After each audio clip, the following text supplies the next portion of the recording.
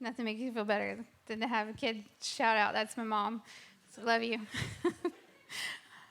So I get the honor to bring you the Torah portion today, and it is found in Leviticus 9, 1 through 11:47.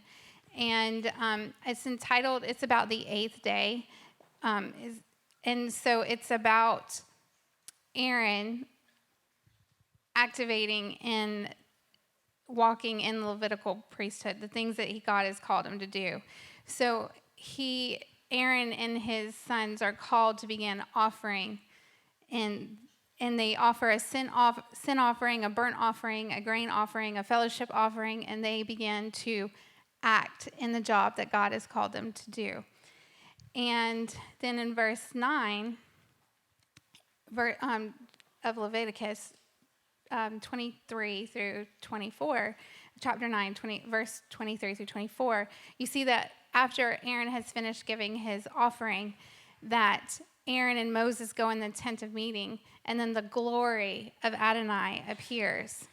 And then the fire came out of the presence and devoured the burnt offering before the people. And the people saw it, and they fell on their faces. They saw the glory of the Lord come down, the Shekinah glory, what we were just singing, that he is holy, and he came and he saw the offering and he accepted it and he devoured it.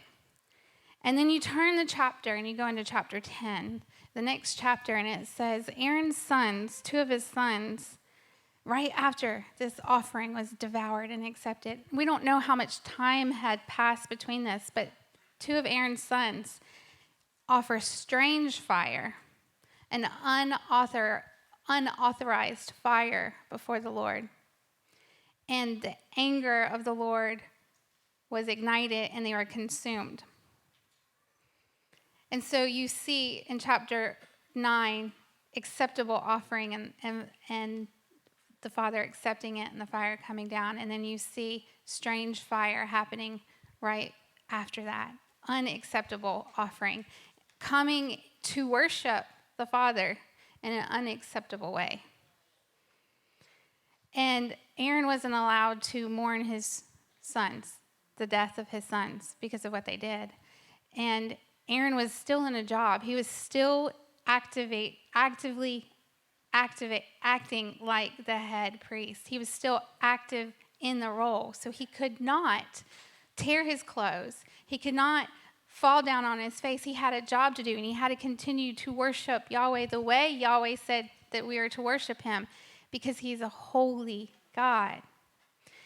And you hear that. No wonder the angels adore you. No wonder people say, holy, holy. Just as you were singing that, he had to continue to walk as Yahweh called him to. And I think that might have been hard. It had to have been hard. But Aaron had a fear and a reverence to the Lord that he was still able to continue, even though his sons did something detestable to the Lord, right? And maybe they were thinking they were doing right. Oh, we were excited, and they had so much zeal, and they wanted to give an offering, but they didn't do it in the right protocol, and they didn't do it in the right way. And so that caused trouble. And so then in chapter 11, you see Aaron and Moses having a conversation, and Aaron is told to teach the congregation the difference between clean and unclean, holy and unholy, acceptable and unacceptable.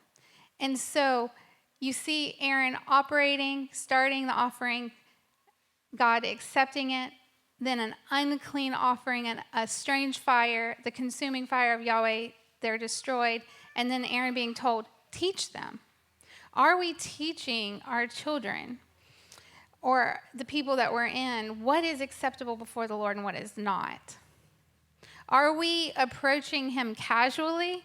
Are we coming and accepting and approaching him as if he is the holy, most righteous King of all? So that's the Torah portion that you find in Leviticus. And then I jumped over to Samuel because that was the half Torah, and it was 2 Samuel chapter 6, verses 7 through 17. And you see David. David is bringing the Ark of the Covenant back. He's wanting to bring it to Jerusalem. And he's excited. He's excited. He's bringing the ark back. He's worshiping and dancing, blowing trumpets and all these things. And you see that it's a big, wonderful ceremony. But in the chaos, one of the oxen stumble. And the ark begins to fall. And someone reaches out to touch it, to steady it, to stop it. And the anger of the Lord fell upon him and he died. And you think, in their zeal, they're bringing the Ark of the Covenant back to the city, back where it's supposed to go. But Uzzah, who touched the Ark, who was not allowed to touch it, died. And I see the same thing, acceptable approaching. How do you approach the Father? How do you not approach the Father? And it said in verse 9, it says, so David, it said he was a little angry about that, but he was actually frightened of Adonai, and he left the ark, and he would not remove it from that place. So it stayed there for 3 months with Obadiah.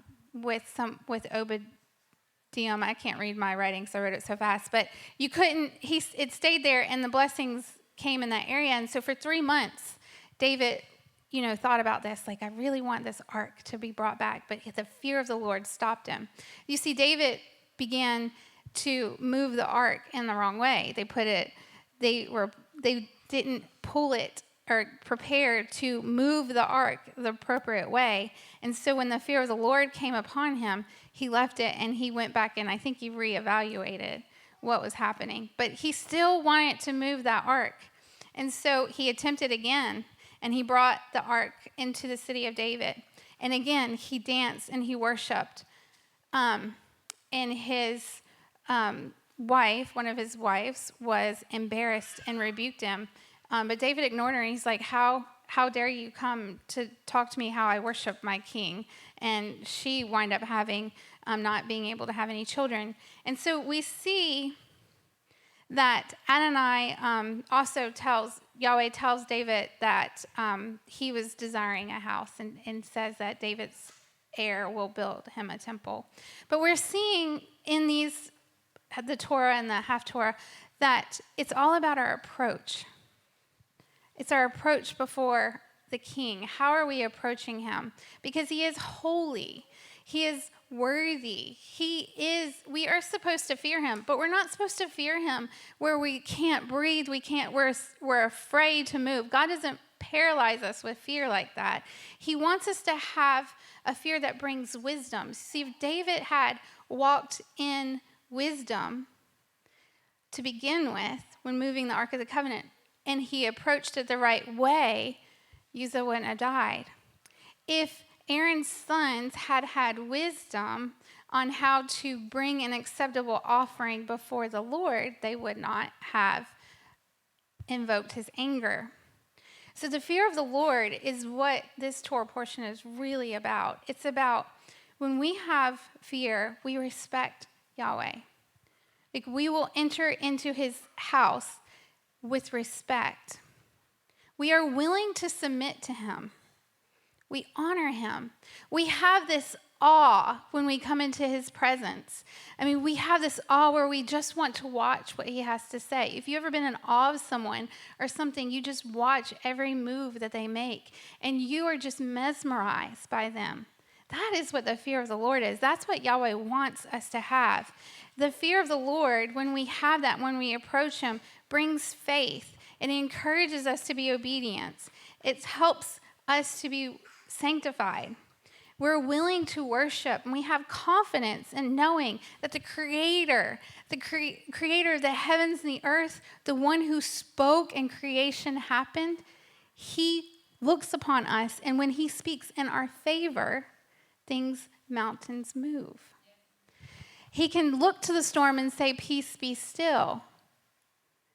When Yeshua spoke to that storm and said, "Peace, be still, shalom," and the wind stopped, the disciples looked at Yeshua with awe, with fear, the fear of the Lord, recognizing that Yahweh's presence was working through Yeshua, and Yeshua was here to make a way.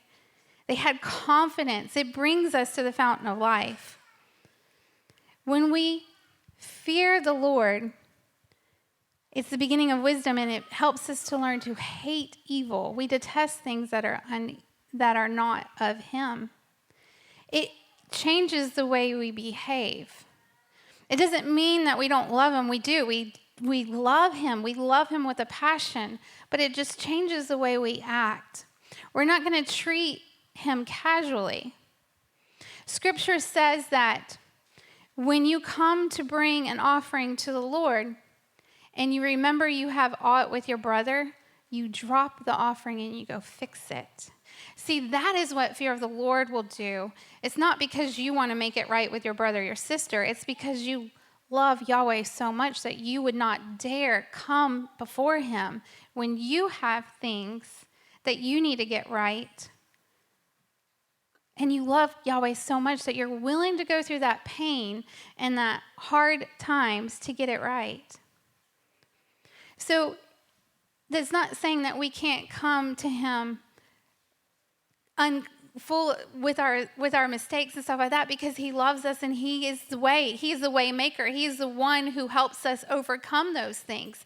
But it's the desire to get those things right. It's the desire to want to crawl up or to walk up that holy hill with clean hands, knowing the blood of Yeshua has covered us, knowing that we can enter in to a relationship with him because of what Yeshua had done. So this Torah portion is all about the fear of the Lord. And I would like to encourage you, and I'm just beginning to really try, what does that mean? How do we act? When you have to give a message, I know, Heather, you say, oh, Father, please don't let me speak anything that I'm not supposed to speak. That is the fear of the Lord. Because when you fear him, you want to represent him well. Right? You are a good ambassador, so you're not going to get up here or try to make someone else stumble. You're not trying to just look like on the outside what we're supposed to look like. It's a heart. It's all the way deep into the heart. And the fear of the Lord, right, helps us realize that it's not just what we look like on the inside. It's who we are on the outside. It's who we are on the inside. And we got to approach him like we were singing, day and night, night and day, you are holy. No wonder the angels bow down before him, because they know what it's like to honor and to worship and to respect the King of Kings, the creator of heaven and earth. When we recognize that is the one who died on the cross for us, that is the one whose blood has covered us, we don't have to worry about things. We can be strong and courageous, and do not be afraid, for the Lord your God goes before you, because he loves us. And then we also can be like, I think it was Elijah, who was standing in the mountain, and he heard Yahweh speak in a whisper. Not in the storms, not in the thundering, in the quiet and the stillness. The fear of the Lord allows us to get in tune with the Holy Spirit and hear what Yahweh has to speak. So I want to encourage you this week to dig into, what does that mean? What does that mean in your life? What areas in your life do we approach Yahweh casually, like he's our bro? I mean, I think it's okay to do that sometimes, but when it comes to worship and adoring him and saying that we submit our life to him, we're not going to submit our life to a bro, right? We're going to submit our life to a king. So what does that look like? He is our friend, but he's our king first. So that is my Torah portion for you.